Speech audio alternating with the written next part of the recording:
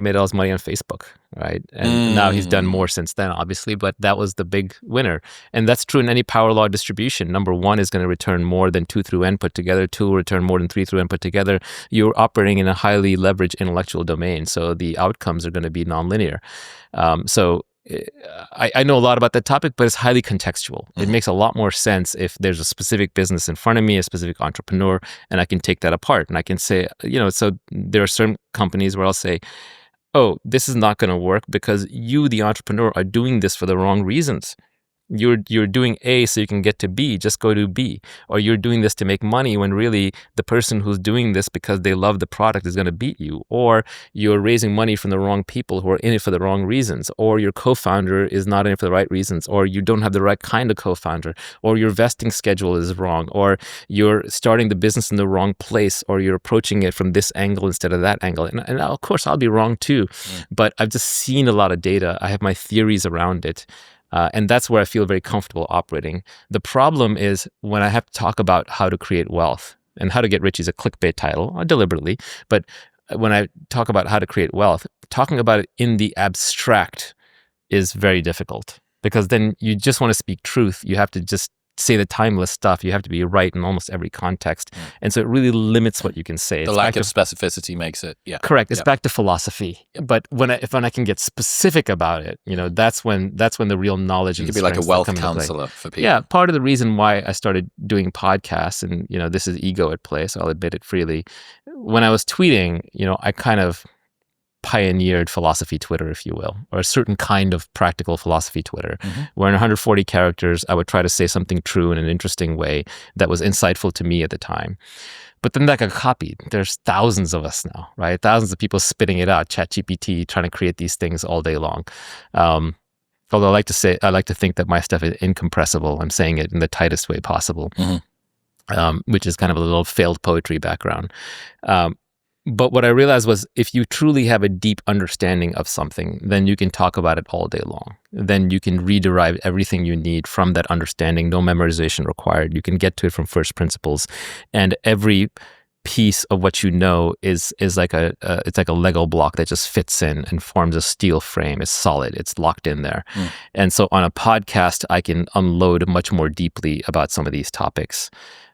So for example, we can talk about any business you like, but it has to be in context. It has to be real. It has to be an actual problem. Then we can solve it. I just really love that heuristic of if you're having to memorize something, it's because you don't understand it. You don't understand it. That's right. If you have to memorize something, it's because you don't understand it. And if you understand something, you don't have to memorize it.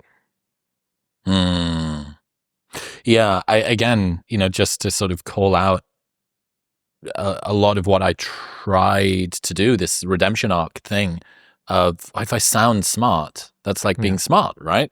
Well, ChatGPT has memorized the entire internet. Good luck competing with that. You're not going to beat it on memorization. You're not even going to beat a library of memorization. You're not going to beat any 10 books on memorization. So memorization is not the thing. The value of memorization is going down by the day. It's already so low. Understanding is the thing. Judgment is the thing. Taste is the thing. And understanding, judgment, taste, these come out of having real problems and then solving them and then finding the commonalities. What is philosophy? Everyone, you live long enough, you'll be a philosopher. Philosophy is just when you find the hidden generalizable truths among the specific experiences that you've had in life. And then you know how to navigate future specific experiences based on some heuristics, and you create a philosophy around that. Any subject pursued deeply enough will eventually lead to philosophy. Mastery in anything, literally anything, will lead you to being a philosopher. You just have to stick with it long enough and generalize the truths back out. And these are universal truths. It's back to the unity and variety. You can find unity in anything if you go deep enough. And that's why the trite stuff, unfortunately, sort of keeps coming back around. You're like, well, look, this is cliche for kind of a reason. It's cliche for reasons. But, sometimes you learn new things. Sometimes you do figure out new things, too. Even in philosophy. For example, science has advanced. As science has advanced, it's actually expanded our boundaries of philosophy. When we used to think that, the Earth was the center of the universe, you would actually have a different philosophical outlook than when you think the universe is vast and we're infinitesimally small. It will give you a different philosophical outlook. The same way, if you think that the nature is driven by angels and demons and gods, versus if there are laws of physics that are computable and understandable, that will lead you to a different philosophical outlook.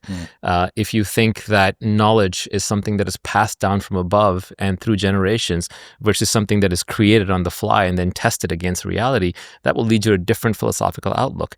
If you think humans are created by God as opposed to humans evolved from some, unicellular organism, it still doesn't solve the original problem of who created that, but at least it takes you further kick back. the can down the road. Even sim theory is an attempt at reformulating philosophy based on what we know about computers, even though it kind of leads to a lot of the same conclusions as, creator. But it is at least philosophy that is informed by technology and by science. So philosophy can also evolve. Moral philosophy evolves, right? There was a time when every culture practically that was a conquering culture practiced slavery. Now almost all cultures abhor slavery. That's moral philosophy having evolved. There was even this sounds too ludicrous to be true, and I don't know if it fully is true, but there were a fairly large group of doctors based on studies who believed until the 1980s that babies couldn't feel pain. And so even to this day, I think circumcision is done without anesthesia.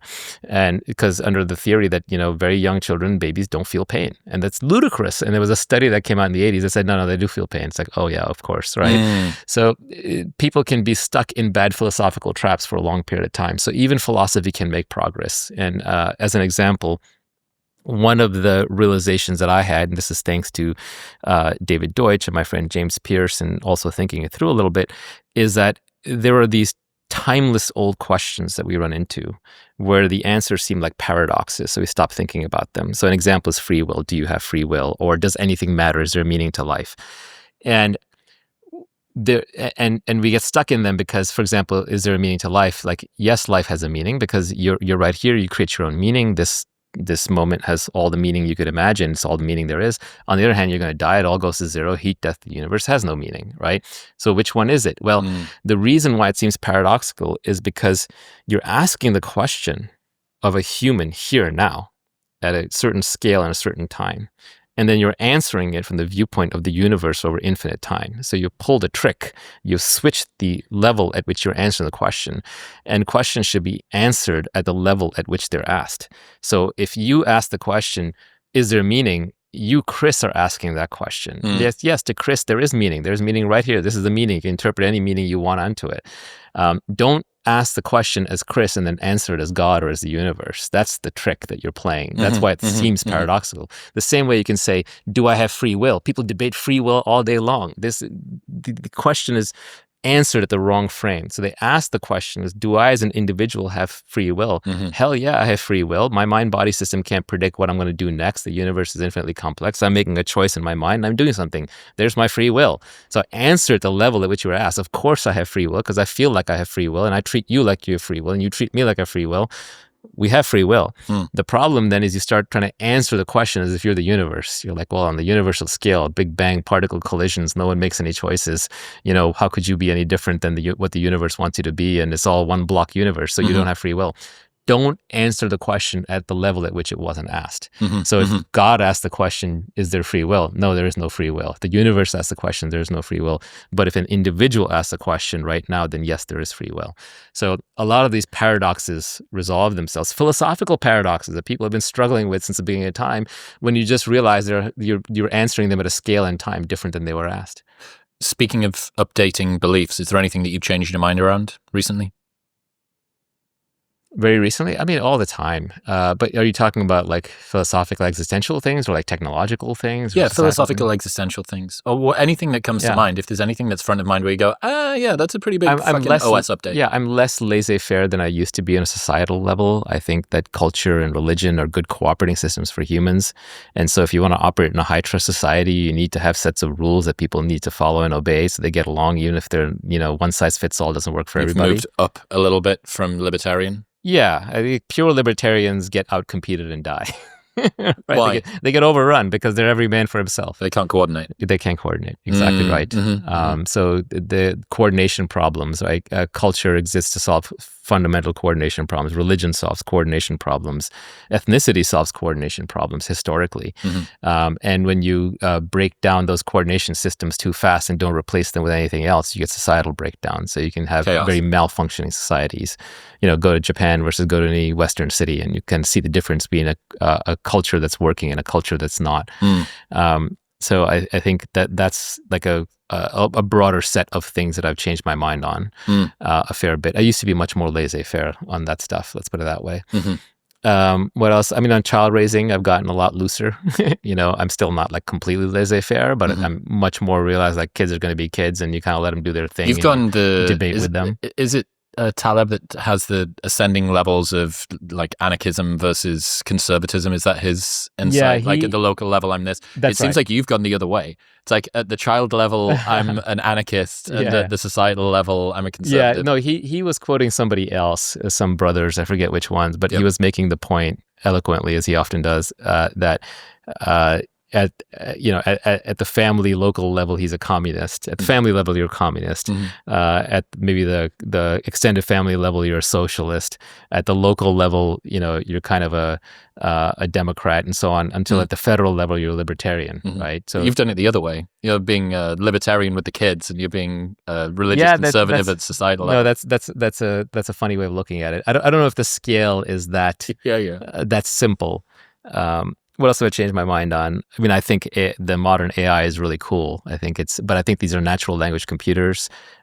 They're starting to show evidence of kind of reasoning at some levels, but I don't think they do creativity. I think modern AI. You know, just on that, one of my favorite takes is from Dwarkesh Patel, and he says, if you gave any human on the planet 0.00001% of the consumption that a LLM has, any LLM, they would have come up with thousands of new ideas. Right. Give me one new idea. One fundamental new idea. That's been generated. Yeah, like I'm big into poetry. Every poem ever written by an LLM is garbage. I think even their fiction writing is terrible. Even the new GPT-4 or 5, with all due respect to Sam and crew, I think they're terrible writers. I find them really bad at summarizing. They're really good at extrapolating, you know, paperwork. They're very bad at actually distilling the essence of something and what's important. They don't have an opinions or a point of view, but they're still unbelievably powerful breakthroughs. They solve search. They solve natural language computing. They make English a programming language. They solve driving. They solve simple coding and backup coding. They solve translation. They solve transcription. They are a fundamental breakthrough in computing. It is a different way to program a computer rather than you explicitly speak its language and write the code and then run the data through it. You just run enough data through it until it figures out how to write the program. That's huge. But are they AGI? Not yet, and I don't see a direct path from here to there. Maybe we'll have to solve a few more problems before that happens. And I think ASI is a fantasy. I don't think there's any such thing. What's S? Artificial superintelligence, where it has some kind of intelligence that humans can't fathom. Okay. Yeah, it seems like, I don't know if you from the Bostrom camp or whatever. No, I'm not an AI doomer. I think that's such a flawed line of reasoning. But let's say that, you know, you came out of the lesswrong.com, like Slate Star Codec world, and there was this sort of lineage from computers and AI gets more powerful, and then you end up AGI, ASI. ASI, yeah. And it seems like LLMs have been this sort of orthogonal move from that, which are you saying you don't believe they are a step on that? It's kind of a little bit of I think it's additional branch. I think Stephen Wolfram puts it better. It's a different form of intelligence. It's like if you see a jaguar in the jungle, it has a different form of intelligence. And you're like a plant has a form of intelligence, how it can like photosynthesize and grow. It's a different form of intelligence. It's not, and intelligence, again, like love or like happiness, is this overloaded word that means many things to many people. But by my definition, where, you know, the true test is you get what you want out of life. It doesn't even have a life. It doesn't even want anything. It's a different thing. I do think it's unbelievably useful. I'm glad that it exists. You don't see it much yet in large-scale production systems replacing humans because this tendency to hallucinate, so you can't put it into anything mission critical. Confidently wrong 1 time out of 10. Correct. And it doesn't even know when it's wrong. And maybe they'll get that 1 out of 10 down to 1 out of 100, but you'll kind of always want human oversight for critical things.